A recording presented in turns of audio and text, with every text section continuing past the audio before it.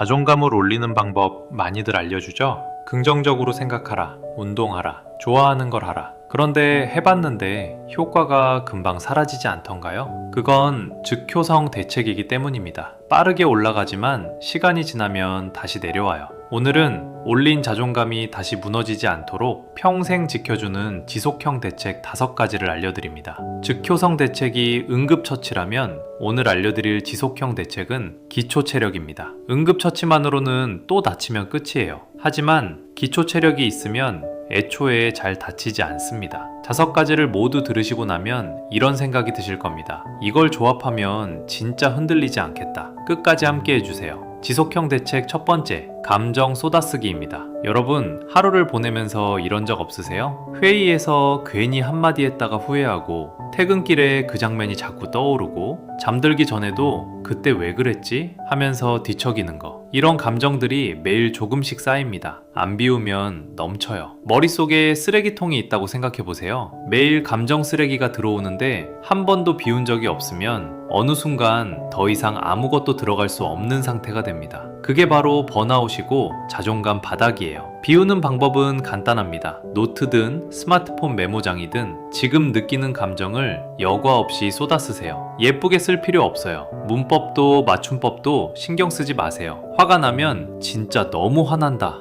라고 쓰고, 슬프면 너무 서럽다 라고 쓰세요. 누구한테 보여줄 것도 아니니까 솔직할수록 좋습니다. 이건 일기가 아닙니다. 감정의 배출이에요. 쓰고 나면 신기하게 머릿속이 정리됩니다. 머릿속에서 빙빙 돌기만 하던 생각들이 글자로 나오는 순간 객관적으로 보이기 시작하거든요. 아, 내가 이게 힘들었구나 하고 스스로 알게 되는 거예요. 그리고 여기서 가장 중요한 규칙이 하나 있습니다. 절대 다시 읽지 마세요. 쓴 건 쓴 거고 끝입니다. 다시 읽으면 이미 배출한 감정을 다시 안으로 집어넣는 거예요. 쓰레기통을 비웠는데 다시 주워 담는 꼴이 됩니다. 실제로 이 방법을 15년 넘게 꾸준히 실천하고 있는 사람이 있습니다. 매일 아침 감정을 쏟아쓰고 한 번도 다시 읽지 않았대요. 그 사람이 말하길 이게 없었으면 지금의 자신은 없었을 거라고요. 15년이면 대단한 것 같지만 시작은 딱 하루, 딱 5분이었습니다. 자, 감정을 비우는 법을 알았으니 이번엔 불안에 대비하는 법입니다. 두 번째 방법, if then planning. 쉽게 말하면 이러면 이렇게 한다를 미리 정해두는 겁니다. 여러분, 불안이 가장 클 때가 언제인지 아세요? 어떻게 될지 모르겠다 일 때입니다. 내일 중요한 프레젠테이션이 있다. 자료는 준비했는데 자꾸 불안해요. 왜요? 만약에 발표 중간에 머리가 하얘지면, 만약에 질문을 받았는데 답을 모르면, 이 만약에가 불안의 정체입니다. 그래서 미리 정해두는 겁니다. 머리가 하얘지면 준비한 대본을 보겠다. 답을 모르는 질문이 오면 확인 후 공유드리겠습니다 라고 말하겠다. 이렇게 시나리오별 대응을 딱 정해놓으면 놀라울 정도로 불안이 줄어듭니다. 건물에 들어가면 비상구를 확인하잖아요. 비상구를 쓸 일이 없더라도 비상구가 어디 있는지 아는 것만으로 안심이 되죠? if then planning이 바로 그겁니다. 인생의 비상구를 미리 확인해 두는 거예요. 프레젠테이션뿐 아니라 일상에서도 쓸 수 있습니다. SNS를 보다가 기분이 나빠지면 바로 앱을 닫고 산책한다. 월요일 아침에 출근이 싫으면 좋아하는 음악을 틀고 집을 나선다. 이렇게 자기만의 if then을 3개만 정해보세요. 정하는 순간부터 불안이 줄어드는 걸 느끼실 겁니다. 감정을 비우고 불안에 미리 대비하는 법을 알았습니다. 그런데 이런 생각 드시지 않나요? 미래가 막연하게 불안한데 구체적으로 뭐가 불안한 건지 모르겠어. 다음 2가지 방법이 그 답입니다. 세 번째 방법, 타임라인 상상입니다. 1년 후에 나는 어떤 모습일까요? 3년 후는? 5년 후는? 그리고 인생의 마지막은? 갑자기 무거운 질문을 던진 것 같죠? 실제로 인생의 마지막이라는 단어를 들으면 좀 움찔하시잖아요. 하지만 잠깐만요. 실제로 해보면 재미있는 일이 일어납니다. 막연한 불안이라는 건 사실 구체적으로 생각해 본 적이 없어서 막연한 거예요. 안개 속에서 운전하는 것과 같습니다. 앞이 안 보이니까 무섭죠? 그런데 내비게이션을 켜서 500m 앞에 커브가 있습니다 라고 알려주면 커브가 있다는 사실은 바뀌지 않았는데 그것만 알아도 한결 편해집니다. 타임라인 상상이 바로 그 내비게이션이에요. 지금 바로 해보셔도 좋습니다. 1년 후 나는 뭘 하고 있을까? 대단한 걸 적을 필요 없어요. 같은 회사 다니면서 운동 좀 시작했으면 좋겠다 정도면 충분합니다. 3년 후는 이직했을 수도 있고 아니면 팀장이 됐을 수도 있겠다. 이렇게 가볍게 상상해보면 대부분 이런 반응이 나옵니다.